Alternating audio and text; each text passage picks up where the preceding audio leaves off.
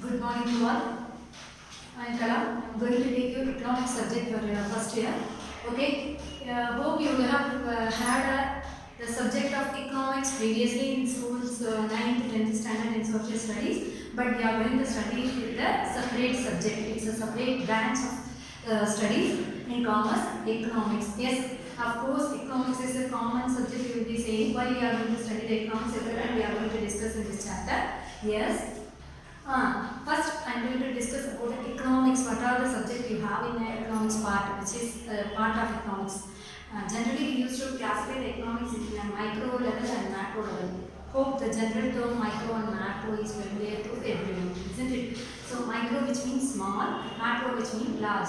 When I study about a particular student, or when I say about a particular product, when I say about a particular college, it is the micro level.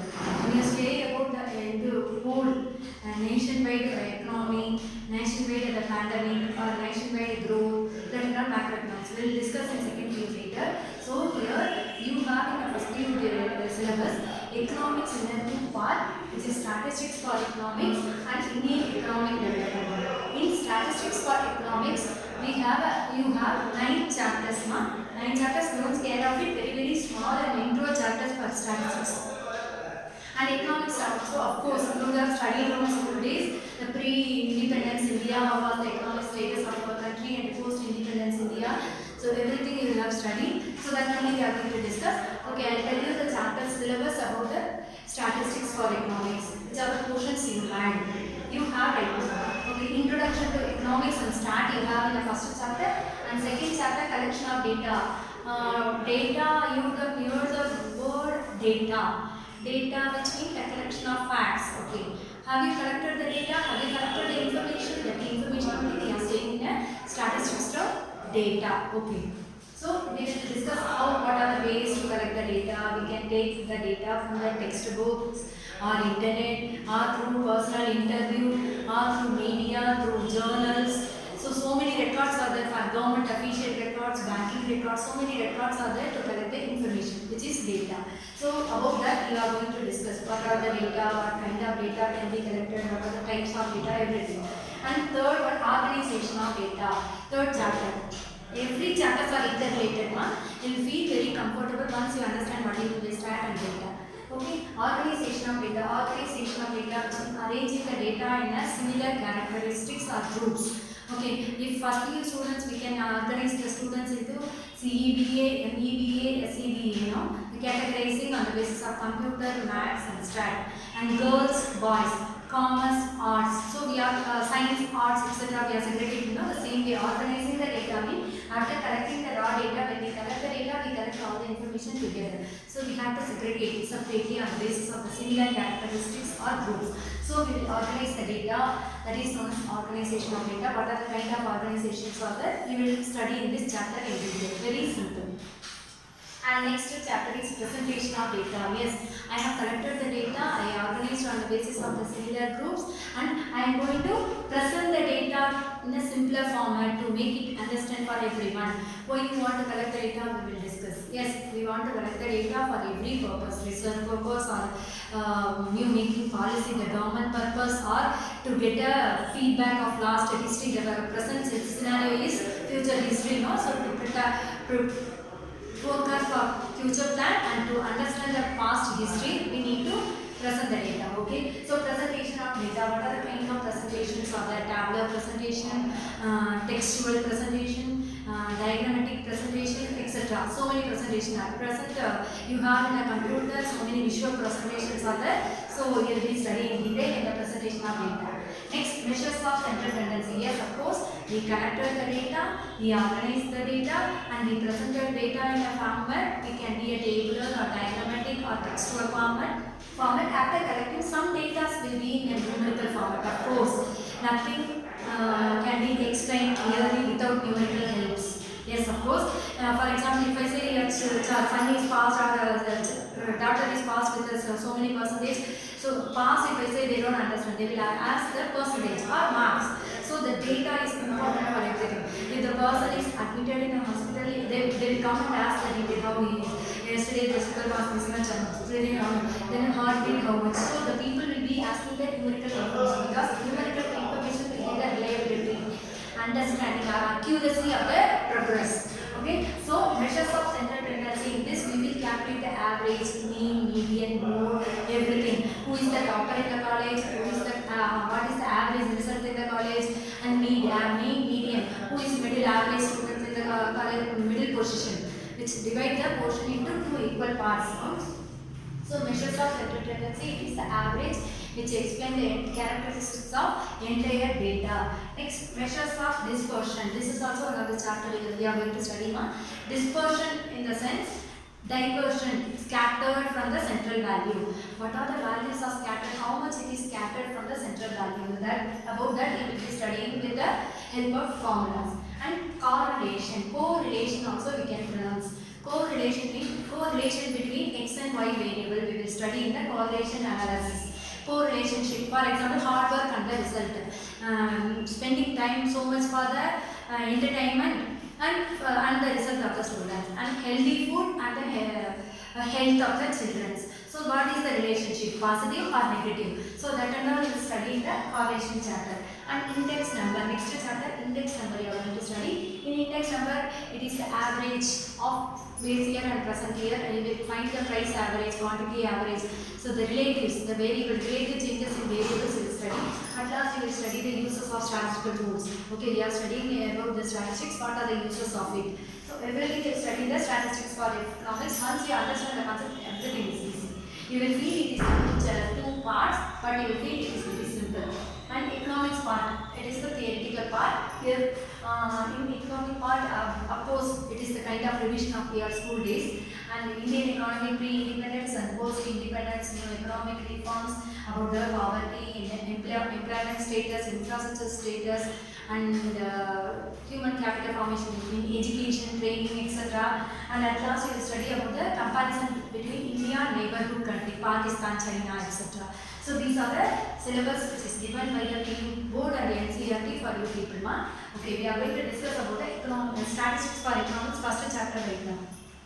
So in Indian economic development you have 10 chapters, and statistics for economics you have 9 chapters. Okay. Now let me discuss about the economics, introduction to statistics. In this, they are, of course, they are explaining about the economics first. Of course. So what do you say economics you should be knowing? Economics, without economics nothing is possible. Being economics students you should be knowing, because until you feel hungry you don't go for it, isn't it? Even animals or human beings who are all living things, they are hungry. All the activities which start from hungry. Yes, I feel hungry. I can't go and wait from others. So I should learn, I should earn. So this is the concept in economics.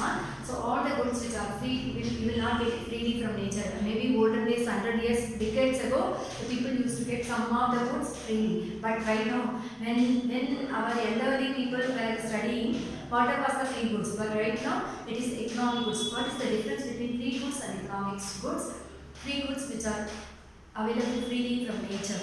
Sunlight, water become economic goods. Sunlight, sceneries, rainwater, natural sceneries, etc. And what you say, oxygen.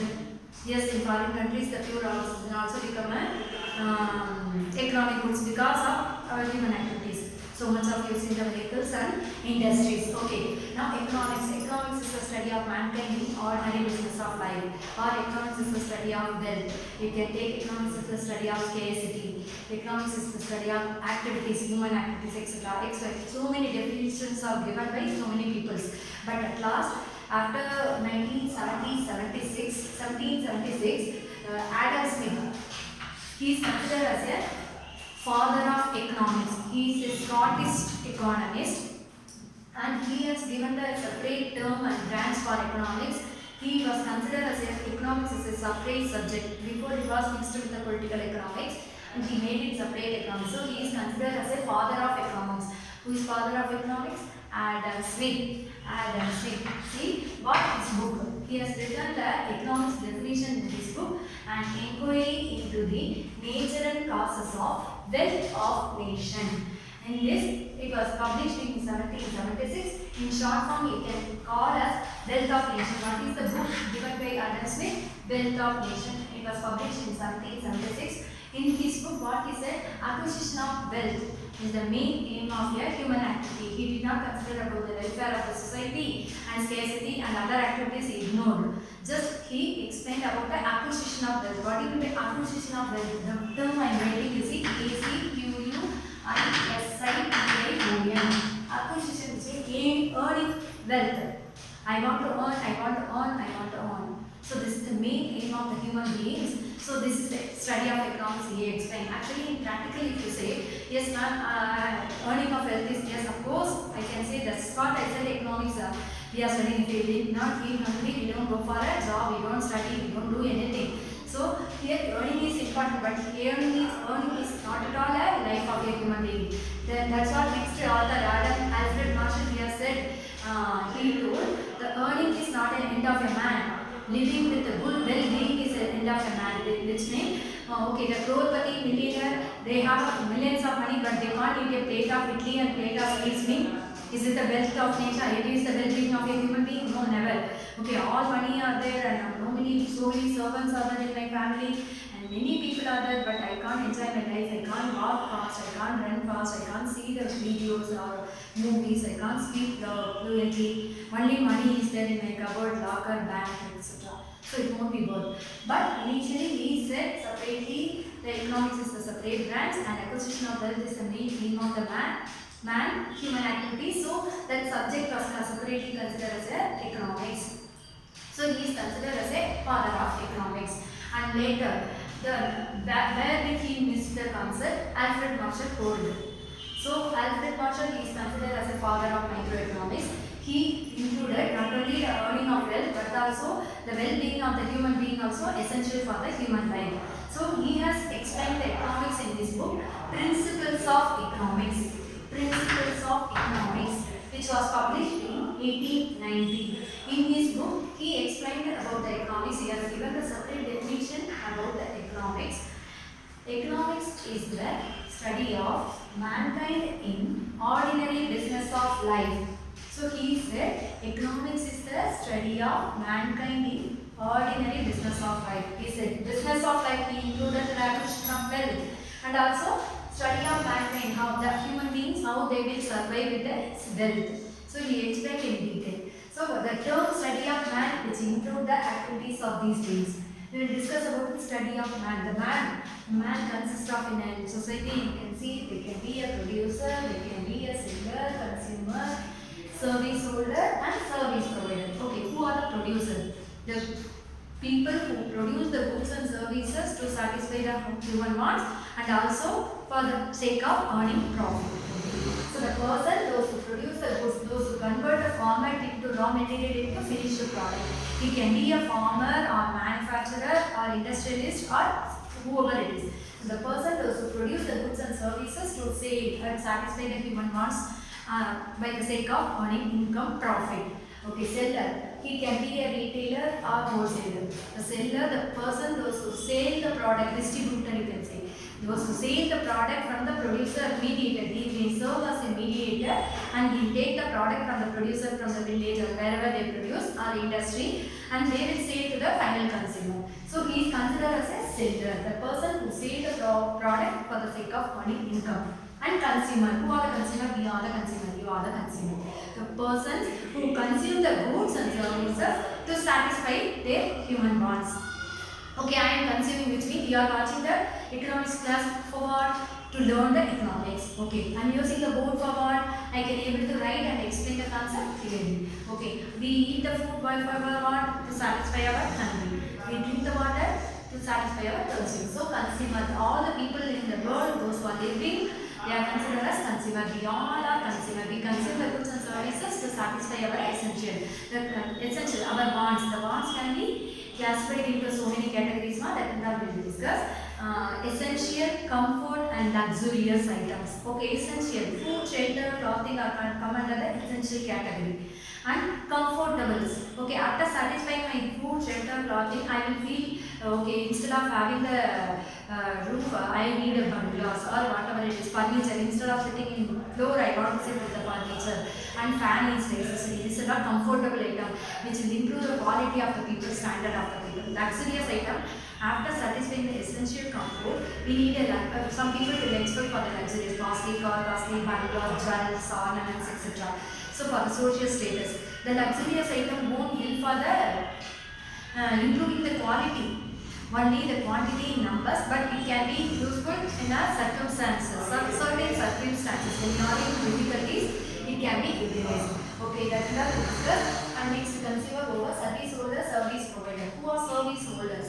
Okay, I am working under the organization, and I am doing my service and the sake of job, for the sake of salary. Okay, if any person, if they do services or they learn whether physically or mentally, they do service to the other people to earn the money, and they are ready to pay for it. They are known as service holder. Okay, I am the service holder.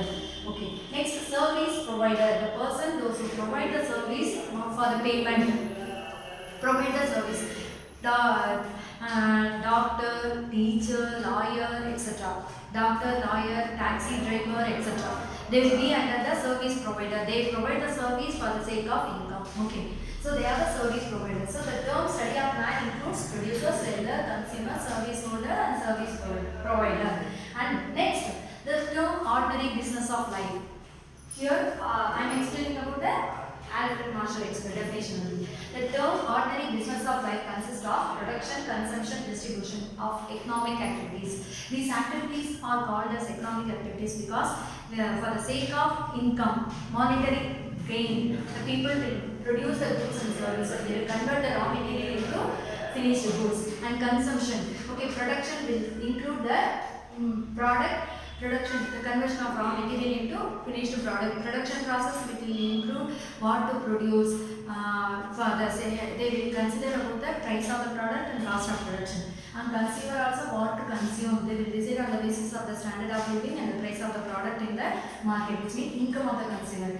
And distribution, which consists of distributing the income in four factors, which are land, labor, capital, organization are the four factors that we will discuss in next class. And four factor rewards, which mean remunerations, rent, wage, interest, profit, which are distributed among the all factors of production, how it can be distributed. So all these things together he has explained. The economics is the study of mankind in an ordinary business of life. So these are the activities are happening in a society, how it is going on, how it can be helpful for the gaining of human beings. So that will be explained by Alfred Marshall. All the best children, we will discuss in next class for the further concepts. Thank you.